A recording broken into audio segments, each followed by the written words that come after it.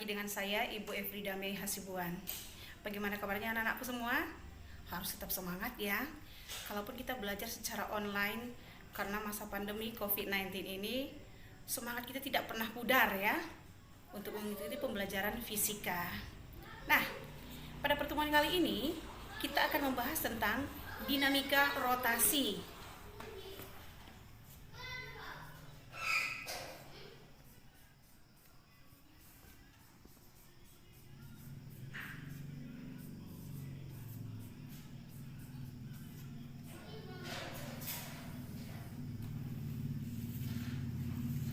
Di video kali ini, kita membatasi konsep pembelajaran kita hanya di seputar momen gaya atau torsi.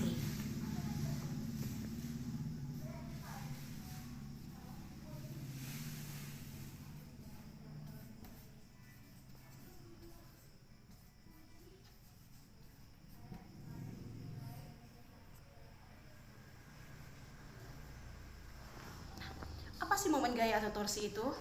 Secara definisi, momen gaya atau torsi ini merupakan ukuran keefektifan sebuah gaya yang bekerja pada benda untuk memutar benda tersebut pada poros atau sumbunya. Nah, atau bisa kita katakan torsi itu merupakan besaran yang menyatakan gaya yang bekerja pada benda tersebut sehingga benda tersebut berputar atau berotasi. Misalkan kita ambil sebuah ilustrasi seperti ini. Pada penggaris ini, salah satu ujungnya bertumpu di tangan kirinya ibu. Oke. Sementara tangan kanannya ibu memberikan gaya pada penggaris, sehingga penggaris bergerak berputar seperti ini. Nah, jarak dari poros ke pusat gaya disebut sebagai R. Dan gaya yang ibu berikan kepada penggaris adalah sebesar F. Sehingga torsi atau momen gaya ini ditulis dengan persamaan atau sama dengan R dikali F. Nah, dengan satuan Newton meter atau disingkat dengan Nm. Nah, bagaimana sih contoh aplikasi torsi atau momen gaya ini dalam kehidupan sehari-hari? Misalnya pada jungkat-jungkit, saya berikan sebuah gambar. Pada permainan jungkat-jungkit seperti ini,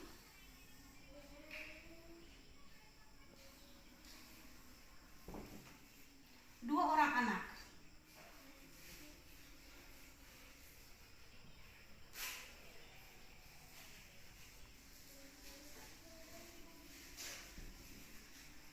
ini sebagai tumpuannya.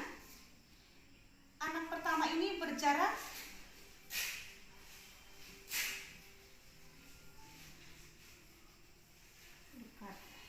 2 meter dari tumpuan, dan anak yang kedua berjarak 1 meter.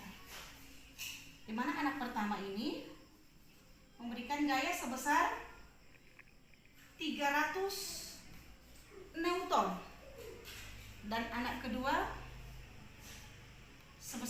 memberikan gaya sebesar 600 Newton. Nah, bagaimanakah torsi atau momen gaya yang dialami oleh kedua anak ini? Kedua anak ini akan mengalami torsi yang sama. Untuk anak satu sama dengan torsi yang dialami untuk anak kedua. Kalaupun mereka memiliki jarak yang berbeda terhadap titik tumpunya. Kita buktikan secara perhitungan matematika. Kita lihat torsi yang dialami oleh anak pertama adalah R1 dikali F1. Kita anggap ini R1, jarak anak terhadap tumpu, dan ini adalah F1. Sama dengan 2 meter dikali 300 Newton. sama dengan 600 Newton meter. Dan untuk anak kedua sama dengan R2 dikali F2 1 meter dikali 600 Newton sama dengan diperoleh torsi yang dihasilkan anak kedua adalah 600 Newton meter. Nah, dalam hal ini terbukti bahwasannya torsi yang dialami oleh anak pertama adalah sama dengan torsi anak kedua yang dialami oleh anak kedua. Hal ini terbukti kalaupun kedua anak memiliki jarak yang berbeda terhadap titik tumpuannya di sini, titik acuannya, tetapi tetap tercapai kesetimbangan. Nah, inilah pembahasan kita terhadap pokok bahasa dinamika rotasi yang kita batasi pada subpokok bahasan momen gaya atau torsi.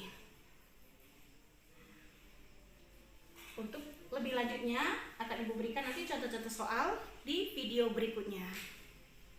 Nah, untuk torsi yang membentuk sudut tertentu diperoleh nilainya adalah, misalkan saya berikan sebuah batang homogen seperti ini.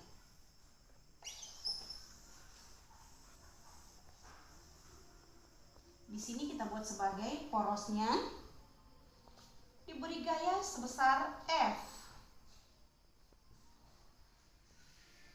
Dari R ini, lengan gaya dengan terhadap sudut terhadap gaya. Dari R ini atau lengan gaya terhadap gaya dibentuk sebuah sudut yang disebut dengan theta. Maka torsi yang dihasilkan tau sama dengan R dikali F sinus theta. Nah, ini persamaan matematika yang kita gunakan untuk torsi yang membentuk sudut tertentu. Nah, apa saja sih aplikasinya momen gaya atau torsi ini dalam kehidupan sehari-hari? Sangat banyak sekali sebenarnya. Misalnya ketika membuka atau mengunci baut dengan menggunakan kunci Inggris.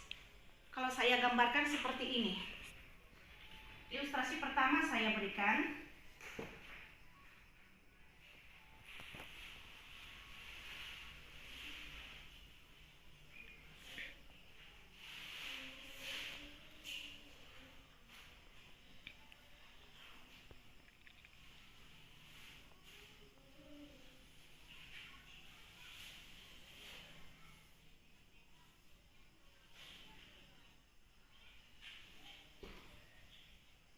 Di sini kita anggap sebagai poros atau sumbunya.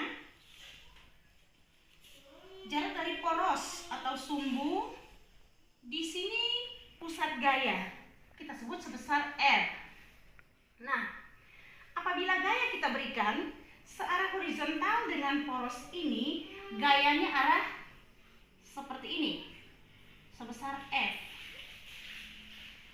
Maka torsi yang dihasilkan di sini adalah 0. Misalkan kita menarik kunci, kita berikan gaya seperti ini, kita tarik, tapi tidak kita putar, maka benda tidak akan berputar, baut tidak akan berputar, sehingga mengalami torsi sebesar 0. Oke. Ilustrasi yang kedua.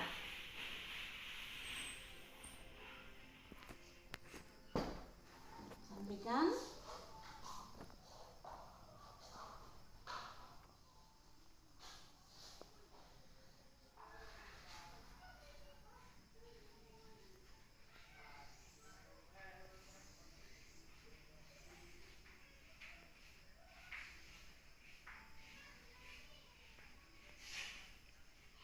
Pusatnya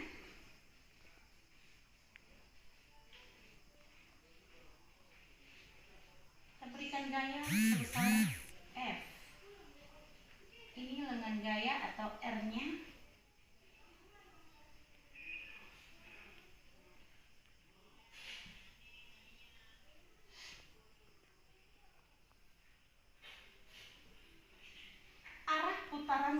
seperti ini.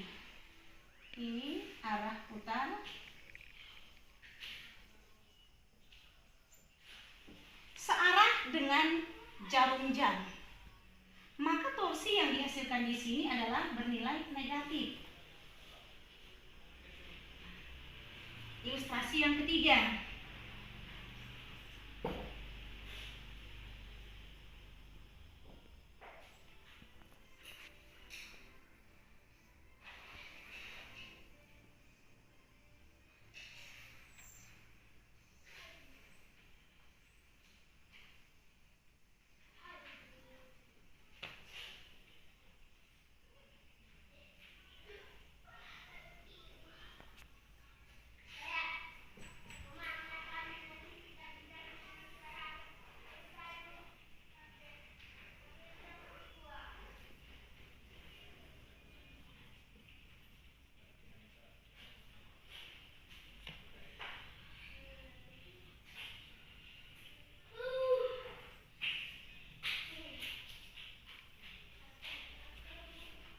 Nah, maka torsi yang dihasilkan di sini kita harus konsekuen.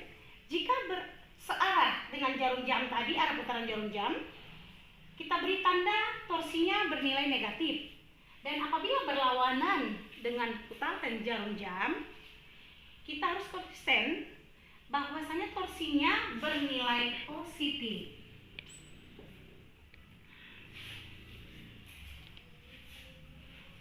Baik, anak-anak semua, inilah penjabaran singkat tentang dinamika rotasi di sub pokok bahasan momen gaya atau torsi. Sampai jumpa. Wassalamualaikum warahmatullahi wabarakatuh.